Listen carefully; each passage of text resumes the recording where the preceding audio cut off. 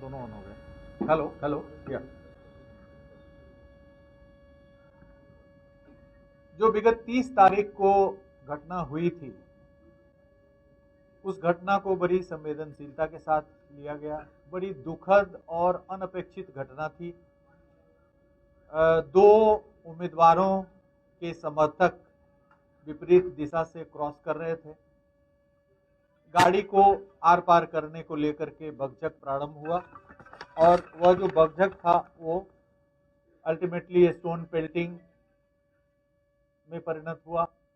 कई वाहन क्षतिग्रस्त हुए, कई लोग घायल हुए और बाद में यह पाया गया कि एक व्यक्ति की मृत्यु हो गई, जिनकी पहचान दुलार चंद यादव जी के रूप में की गई।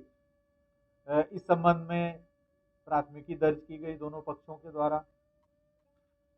100 का अंत्य परीक्षण कराने का प्रयास उसी दिन किया गया, लेकिन अंधेरा होने के कारण परिवार की ओर से यह विचार व्यक्त किया गया था कि दिन के उजाले में अंत परीक्षण कराया जाए और उनके अनुसार कराया जाए। हम लोगों ने यह भी सोचा था कि पीएमसीएच में एक बृहत चिकित्सीय बोर्ड के द्वारा कराया जाए अंत परीक्षण, लेकिन परिवार का कहना था कि नहीं, बाढ़ मंडलीय अस्पताल में ही कराया जाए। तो हम लोगों ने नेक्स्ट डे पोस्टमार्टम के लिए 100 को बाढ़ अनुमंडलीय अस्पताल ले जाया गया, जहां चिकित्सकों के बोर्ड के द्वारा पोस्टमार्टम कराया गया। उसकी पूरी वीडियोग्राफी कराई गई।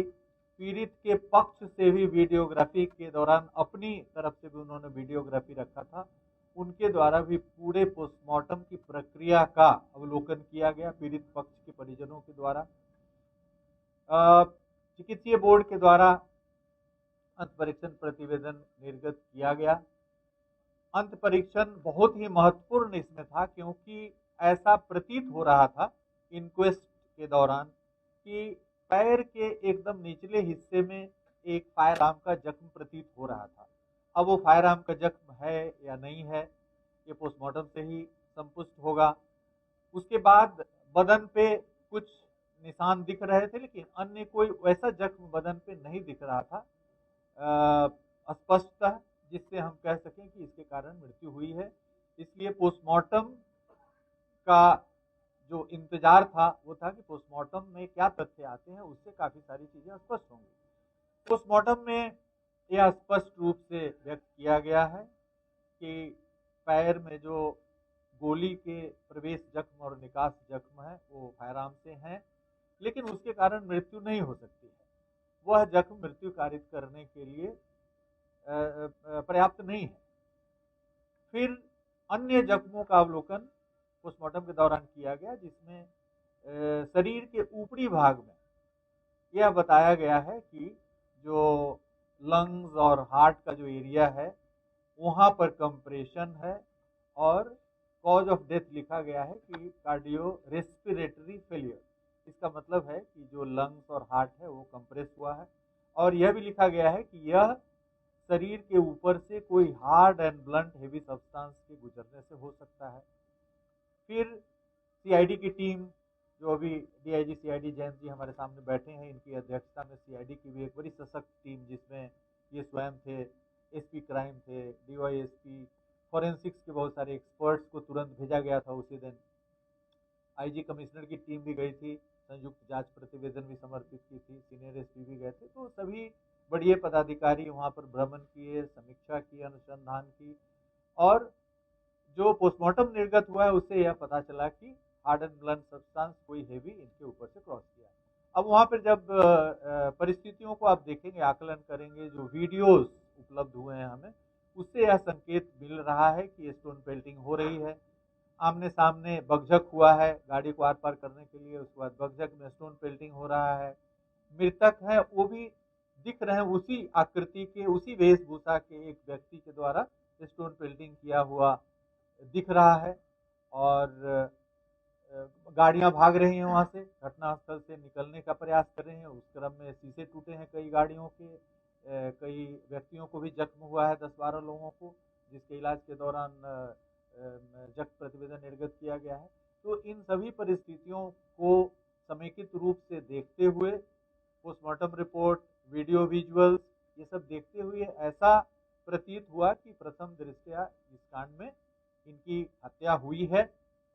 अब गोली कौन चलाया, कब चला, जो वाहन जिस तरह से बड़ी तेजी से वहां से भागने की कोशिश कर रहे हैं और पत्थर जो चला रहे हैं वो भी कभी तेजी से आगे बढ़ रहे हैं, गिरते पड़ते बढ़ रहे हैं, तो इस स्थिति में यह संभव है कि वाहन के द्वारा इन पर वाहन चढ़ा दिया गया है, वाहन चढ़ा है। अब वो इंटेंशनल है या भागने के क्रम में एक्सीडेंटल है, ये सब अनुसंधान का विषय है। भविष्य में अनुसंधान यह बताएगा कि इन पर जिस कारण से इनकी मृत्यु हुई है पोस्टमार्टम में जो स्पष्ट किया गया वह कारण इंटेंशनल है कि जानबूझ करके किसी ने इनके शरीर पे चढ़ाया है।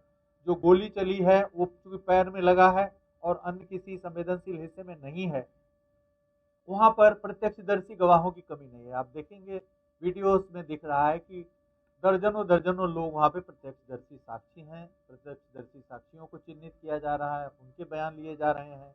फॉरेंसिक की टीम घटना स्थल का पुनर्सृजन कर रही है। तो इन सभी बिंदुओं पर जो संकेत हमें मिले हैं उसके आधार पे और घटना स्थल पे जो अभियुक्त हैं, जो गिरफ्तार हुए हैं उम्मीदवार, उनकी उपस्थिति थी, उनके नेतृत्व में ही उनका पूरा दल आगे बढ़ रहा था। जन सुराज का दल भी सामने से जो वहाँ के उम्मीदवार हैं उनके नेतृत्व में आ रहा था। तो दोनों तरफ से केस कांड प्रतिकांड दर्ज किया गया है। दोनों ही कांडों में कार्रवाई होगी, क्योंकि जो दूसरा भी कांड है जिसमें काफ़ी क्षति हुई है, काफ़ी जख्मी हुए हैं और दिख रहा है कि स्टोन पेल्टिंग कर रहे हैं, स्पष्ट दिख रहा है कि वो कौन है, तो उस कांड में भी काफ़ी गंभीरता के साथ गिरफ्तारियां होंगी। अभी तक 80 से अधिक गिरफ्तारियां हुई है और अनुसंधान अभी जारी है। अभी इस चरण में स्पष्ट रूप से नहीं कहा जा सकता है, हर आयाम अभी स्पष्ट नहीं हुआ है। सभी आयामों को उद्घाटित किया जाएगा इस कांड के अनुसंधान के सिलसिले में। जिला पुलिस और सीआईडी संयुक्त रूप से एक सशक्त टीम के तौर पे वहाँ पे कार्य कर रही है। अभी हमारी प्राथमिकता है 6 तारीख को जो चुनाव है उसको संपन्न कराना। उसके बाद इस कांड में और भी जो अनुद्घाटित पहलू है उसको उद्घाटित किया जाएगा, साक्ष्य संकलित किए जाएंगे। हमारा एक और अनुरोध होगा जन सामान्य से कि इस घटना को लेकर के किसी भी प्रकार के जातीय विद्वेष या इस तरह के उन्माद की स्थिति ना क्रिएट करें, किसी भी प्रकार के बयान से बचें, क्योंकि सामाजिक समरसता कायम करना, शांतिपूर्ण माहौल में चुनाव संपन्न कराना प्रजातंत्र की एक बहुत बड़ी एक उपलब्धि होगी। और जो भी इसमें वहाँ पर उपस्थित हैं, जो व्यक्ति प्रत्यक्षदर्शी हैं, जिनके मोबाइल में या किसी अन्य डिवाइस में किसी भी प्रकार का साक्ष्य है, वीडियोज है, फोटोग्राफ्स है, उनके लिए हम लोग एक प्रेस विज्ञप्ति जारी करेंगे कि वो सीआईडी के एसपी और डीआईजी के यहाँ आकर के और निर्बाध रूप से अपना साक्ष्य यहाँ पे हम लोगों के समक्ष दें और पूरी साक्ष्य संगत कार्रवाई इस कांड में की जाएगी। किसी भी प्रकार के पक्षपात और किसी का कोई स्कोप नहीं। हम लोग शुरू से ही पूरा यह सुनिश्चित कर रहे हैं कि निष्पक्ष रूप से और साक्ष्य के आधार पर कार्रवाई हो। अभी जो गिरफ्तारी हुई है, चूंकि नेम्ड एक्यूज थे, वहां पर उपस्थित थे और जब कोई ये बलवा एक तरह का था, राइटिंग